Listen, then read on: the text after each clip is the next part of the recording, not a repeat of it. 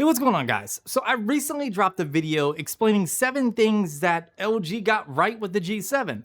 In this video, I want to reverse that and talk about 7 ways LG could improve the G7 and then pass on these improvements to like the V40 or G8 or whatever other phones they want to put out between now and in the future. Basically, these are 7 things that I feel are holding back the G7 Think. It's pronounced think, not ThinQ. Regardless of what you might have heard, it's pronounced think. But before we begin the video, we gotta roll the sponsor. W-A-R-E. Silverware. Tupperware. Hardware. Colorware. Be unique. Express yourself. Let Colorware show you how. If you don't do it for your phone, do it for yourself. The notch. The notch is something that Apple started, and Android phone manufacturers were like, hey, maybe we should jump on board this bandwagon, thinking that it's some type of fashion statement when it's not. And of course, LG had to follow the trend, and they put a notch on the G7.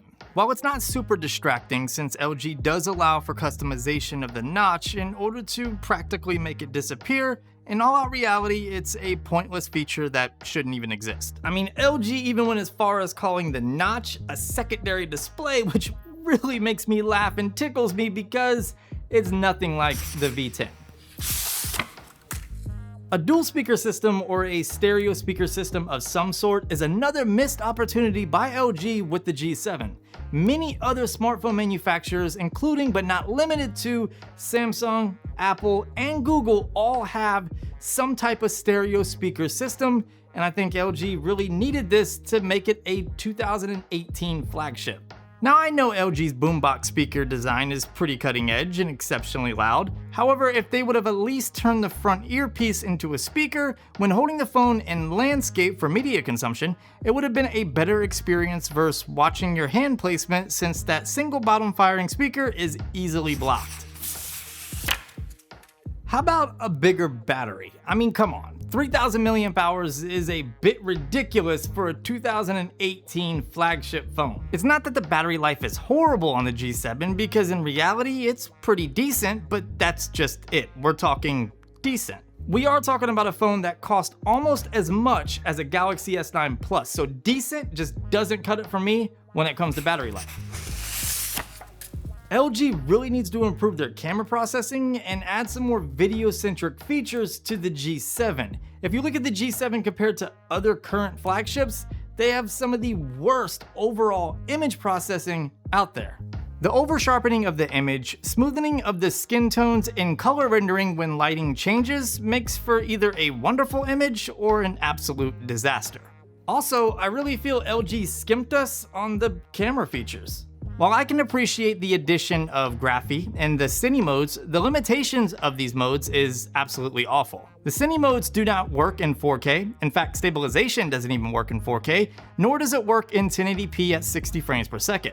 Now, this may not be a big deal for most average consumers, but looking at this from a tech lover perspective, a phone at this price point should have stabilization in all shooting modes. Oh, and speaking of shooting modes and limitations, the exclusion of 4K 60 frames per second is mind-boggling, since we know the processor is capable of handling this. On top of that, there are phones that cost much less, such as the OnePlus 6, that feature 4K 60. This is why I am completely baffled as to why it's not on the G7. LG really needs to update their overall UI. It's one of the least visually appealing Android skins out there, in my humble opinion.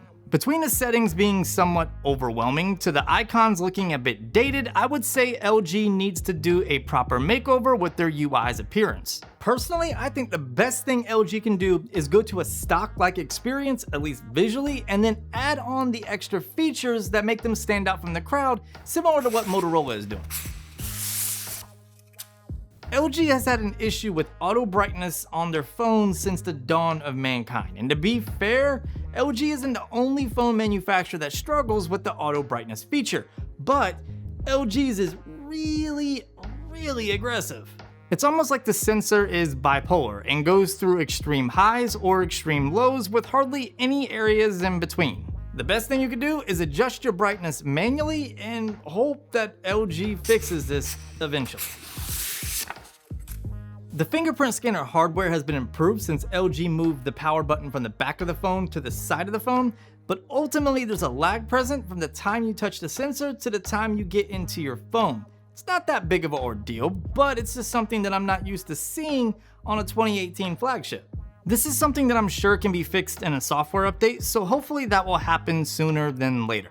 Alright guys, so here it is. The LG G7 is a great device, but when you look at it compared to other phones in this price range, or even cheaper alternatives, some people may not find this phone as captivating as other devices, and I can't really blame them.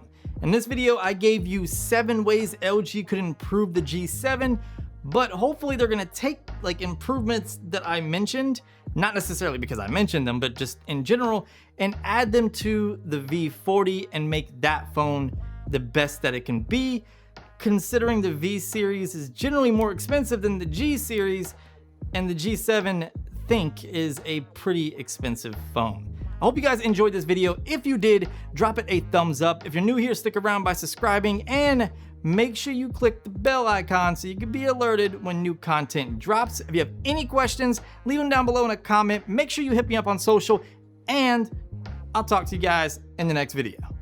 This the sound knocking down your town and make them want me now. Give me pound, never mind, cause I ain't come to fuck around. All beers taking the mic if you don't use it right. Swarm like a desert storm, but only if the music tight. Nitro with the nice flow back in 04. I was blacking out on the beat, laying my motto. Using up my bravado, my logo is like a motto. I'm showing you how to do